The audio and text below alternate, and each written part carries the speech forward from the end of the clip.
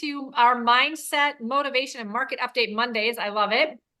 I have a lot of people commenting in EXP Family Tree about this. So we always have people watching these live. Remember, you guys, you can join us on Zoom if you want to be part of the conversation versus watch the live stream. And if you make this a habit in your business, we think that you're going to be able to take this information and do something with it every single Monday. You're going to see some consistency and see some results show up from it. So we hope you guys will continue to do that. I'm going to let the ladies, as always, take it away. Angie, Nikki, happy Monday. Wonderful. Thank you, Carrie. Well, wonderful. Nikki, I know you've been busy. I've been watching you online too, just jumping in and sharing all the good stuff. So thank you so much again for doing this every Monday. I think it's a great added bonus for all agents, and everyone should be listening to this. So appreciate your time, and I'll let you take it away. Awesome. Hello, everyone. Happy Monday. So we had an exciting week last week from a mortgage market or mortgage rate standpoint. So the not so exciting part is that we did see a slight increase in interest rates, about 50 basis points, or that cost of that interest rate was increasing just a little bit over the last week. This was in response to what we call the golden cross. So as we all know, the mortgage interest rates are based on the 10-year Treasury bonds and where those numbers line up. There's two important things that we look at when we look at the bonds and what we think interest rates are going to do. The first one is going to be the 50-day moving average of those bond price, and the second is going to be the 200-day moving average of those bond price. Those things kind of tend to float around each other, and one goes above the other, etc. Well, the golden cross basically means that the 50-day average has gone above the 200-day average. What this means is basically when that happens, it triggers a long-term rate lowering that historically has happened over time. The last time that this happened was, you guessed it, probably the beginning or mid of December, when we saw interest rates go from that 7.5 down to that 6.5 mark that we were talking about. That's the last time that that golden cross has happened. So it has just happened again last week. We did see a slight increase as a kind of a reaction, like, whoa, I can't believe this happened again. However, the market has now quickly turned back around, and we're starting to see the improvement on the interest rates again. So you guys can expect to see into February and March improvement on interest rates. The Fed again meeting in March. Now we have, instead of a 30% chance of them lowering the Fed rate, we have a 50% chance of them lowering the Fed rate based on this information. So all things are pointed in the right direction for an awesome spring. Again, just a reminder, talk to your buyers. Talk to them about, hey, here's where the interest rates are right now. They're coming down. And as soon as they come down a little bit further, the market's going to be super hot again. Let's get you in. Let's get negotiated on a great price on a home. Let's get you into the home and worry about the rate later. Marry the home, not the rate. We talk about that all the time. So with that, a couple of things I want to talk about just that I've heard in the market. First and foremost is setting proper expectations, especially for your first-time home buyers. As we move into the spring market, you guys all know this. It's just a good reminder. What is a $300,000 home in Minnesota? What does that look like? How much, what type of home is that? Can we expect some repairs? Can we expect, some maybe even smaller home? Can we expect to have to move outside of this 11, county metro area? We don't really know, but really set those expectations with your clients, especially with those first-time home buyers, so that as they get their purchase agreements accepted, move through inspections and move through appraisals, they have, the proper expectation of what that home is going to be. Important reminder, first-time home buyer, it's your first home. It doesn't have to be your forever home. So just kind of the idea of stepping up into your first home and things like that. I know these are reminders for you guys, just something that I ran into. Another thing I want to talk about that is super hot right now, and a lot of people are looking at, and a lot of people are calling me about, are reverse mortgages. Now, a reverse mortgage in general is when a client has equity in their home, and they, instead of making mortgage payments, they want to put a mortgage in place that actually pays them a monthly income. So they want to use the equity in their home to pay them a monthly amount. This is especially good for clients who are over 59 and a half. That is one of the requirements. And they have the equity in their home, and they're not quite ready to leave that home. It gives them an opportunity to earn income. They don't have to make a mortgage payment. It does the opposite. It pays them. That mortgage balance increases slightly as they accept those monthly payments. And they basically use up the equity over time. Why this is important to you guys as realtors. Number one, if something happens to that client when they are in a reverse mortgage, the reverse mortgage rules indicate that that client has to sell, or the family has to sell or pay off that mortgage within 90 days or ask for an extension for up to 6 months. Important for you guys to keep in touch with your clients, your older clients who maybe have been in their homes for a while and want to get paid on the equity, but also need to make, long-term decisions, to keep in touch with them. Those are quick listings. They've got to decide, a designated closing date that they have to close by. So those are great, quick opportunities for listings, as long as you're keeping in touch with the clients over time. Looking for opportunities to maybe say, okay, to this client, maybe now isn't the right time for me to sell, but in 5 years, it might be the right time for me to sell, or in 2 years. A lot of times what we find statistically, believe it or not, is when we do reverse mortgages, within 6 months, the client is usually looking to sell the property, not because they don't like the reverse mortgage, but because for whatever reason, psychologically speaking, health problems start to happen and people are forced to move, usually within 6 months, believe it or not.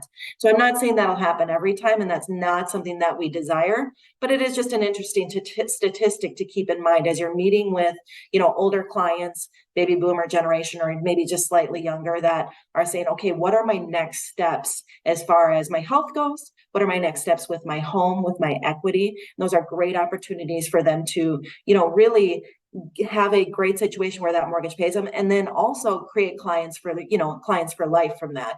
The family is going to be appreciative. It can span out to other people, and I've gotten so many phone calls and so many requests for reverse mortgages. Just in the past month, I think I've gotten 4 requests, which, to give you a little comparison, in my 20 some years of doing this, I have literally gotten requests for maybe 5 reverse mortgages. It's not that so I have experience with them, and it's easy, it's great guidelines, things like that, but 4 in the last month is a lot. So we're going to start seeing that a lot of opportunity out there. Is it the right time for a reverse mortgage? Is it a right time to sell? So keep that in mind as you're kind of talking to people who contact you about selling their homes. Yeah, that's a great point. So as a real estate agent with the reverse mortgages, just thinking back to the last 10 years and who I've sold homes to, being in that 59 and a half plus age frame, what should I be doing? That's a great should question. I be reaching out to them, or 100%? Yeah. People who Okay. are older and in their homes, how is that going for them? It could be, it doesn't have to be a reverse mortgage opportunity. It could be an opportunity for them to downsize, for them to say, hey, I want to downsize into a reverse mortgage. Keep in mind, reverse mortgages can be done on purchases or refinances. So they can actually sell the big home, downsize into their smaller home, and with that downsize, do a reverse mortgage. So keep that in mind. It's all on the amount of equity that they're going to have in that home. It's all about, even if they have to put a certain amount of mortgage down. So for example, you go to purchase, and I'm just going to use general numbers, a $200,000 condo that they're going to downsize to, and they don't want to, use the entire amount to put down on that home. We can do a reverse mortgage for 100,000. We can do a reverse mortgage and use, some of that to create a down payment, things of that nature, and just create that equity and create, just unique and specific ways that will work best for them. It's a great opportunity, especially for people who are looking to downsize, for, like you said, clients who in the last 10 years bought, larger homes and maybe in a different life situation. Just for the agents listening, is there an opportunity for older people who have their home paid off? Yeah, absolutely. You are not required to have an existing mortgage on your home in order to do a reverse mortgage. Okay. Yep. And just keep in mind, used to be that reverse mortgages were considered predatory lending because a lot of times they would let you go over the value of the home and continue to pay you. That's not the case anymore. So there are restrictions on how long they can get paid and how much of that equity they can eat up, so that if something does happen or when they do decide to sell that home, there's plenty of equity there, so they aren't in an upside down position or a negative amortization position when they are going to sell that home. So there's a lot of protections now with the reverse mortgages, and they're really actually a wonderful opportunity for a lot of people. Yeah, I think, and that's a very good point, because I know at some point in time it was kind of a subject that you didn't bring up, or because Exactly. it's just like what had happened back in the day with everything and everything, just being able to fog a mirror and getting a mortgage, a lot of Yeah, things. exactly.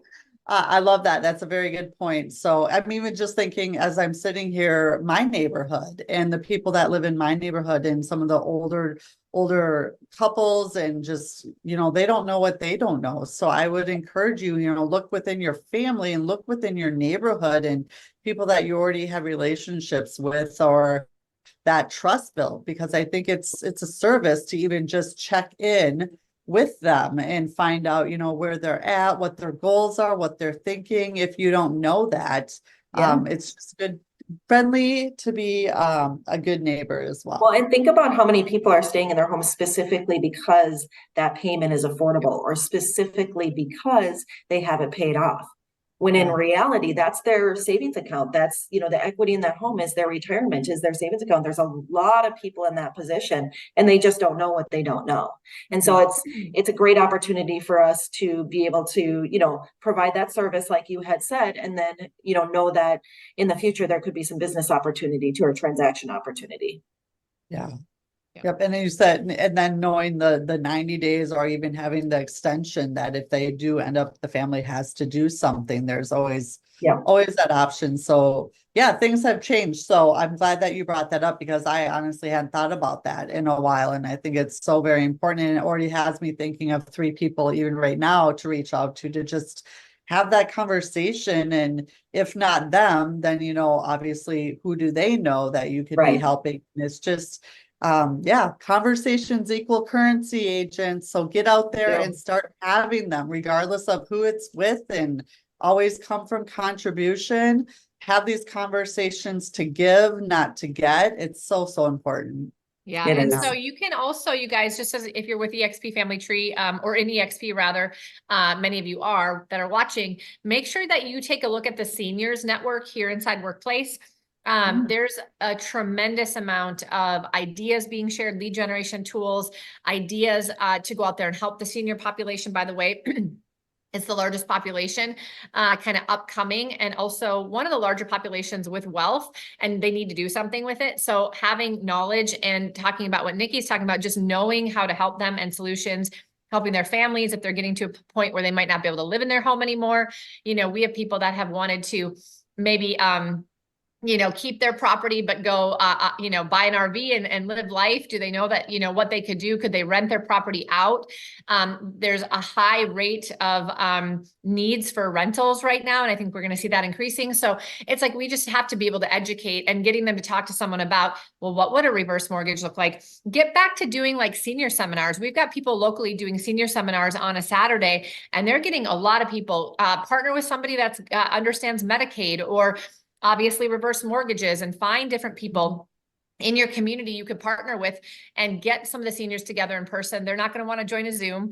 But we're seeing people who are actually doing those sorts of things consistently, getting quite a bit of opportunity. So it's a great lead generation idea.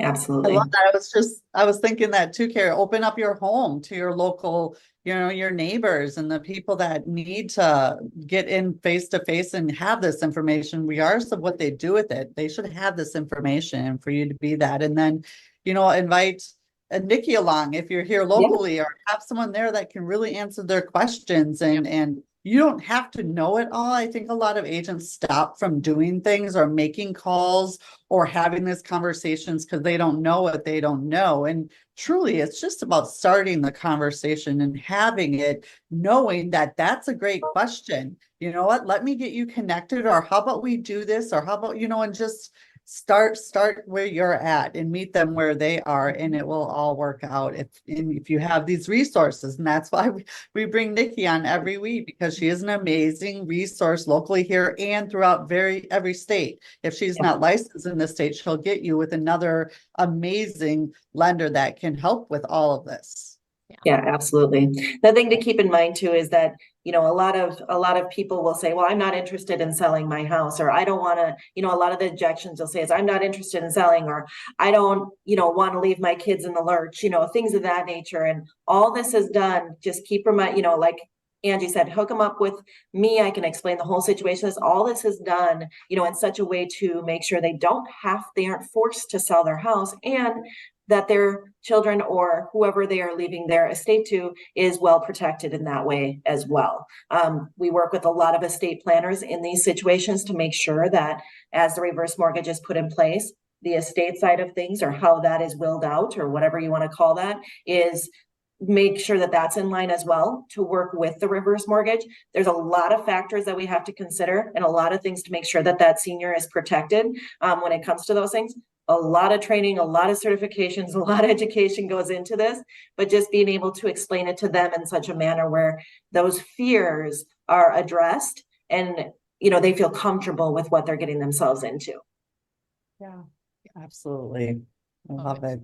Good. And who doesn't love supplemental income, right? Seriously, yeah, Perfect. that's right. Well, and I jump into Carrie, if you'd like, what I wanted to talk about right now this year being in January is tax time. So for all the agents listening, think about your last year's closings and, you know, getting them the statement that they're going to need when they're filing their taxes so that it's top of mind.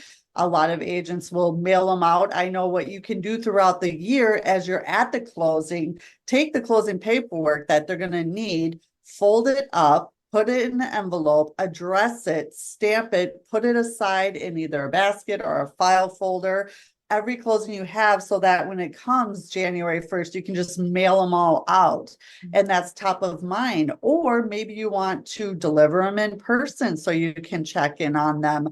Or, you know, I email them. I would prefer, you know, probably mailing so they can see that and have that to open.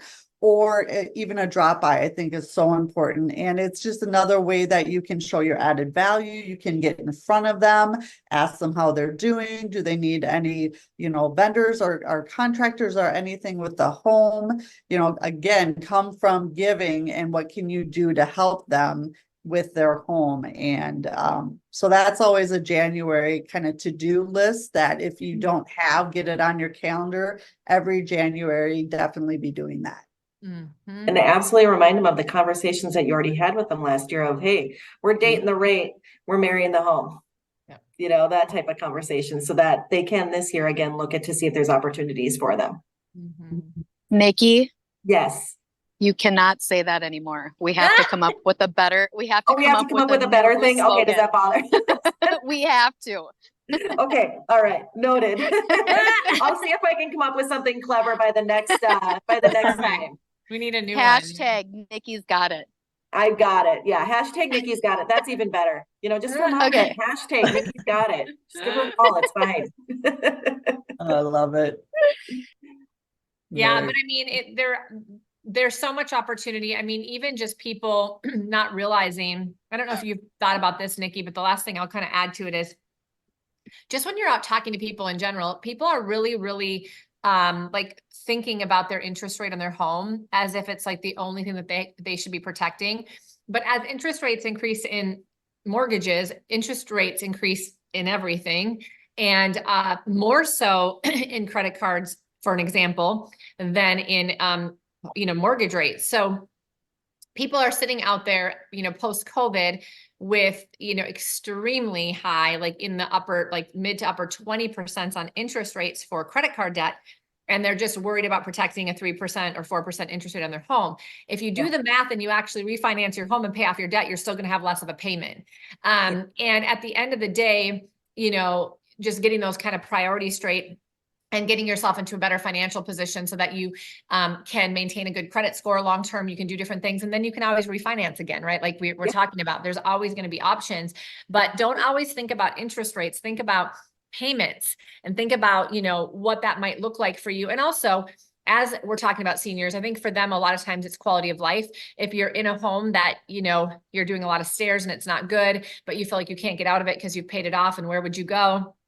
People don't really realize opportunity to, if they want to downsize and go into something, they might pay a bigger interest rate, but you might be able to actually offset a lot of that by renting out your current home if you want to, or doing seller financing, but pulling some out to actually put a down payment on the other property and letting that actually pay you so that you're not paying much, if anything, for a new payment. Or, people are trying to go out and get south and do different things. And so I think it's just about letting people know that the first thought process they have, which is, I won't be able to do it, is not true necessarily. We don't know until we actually look, but there's just so many different options and things I'm hearing people do that they just had no idea they could do.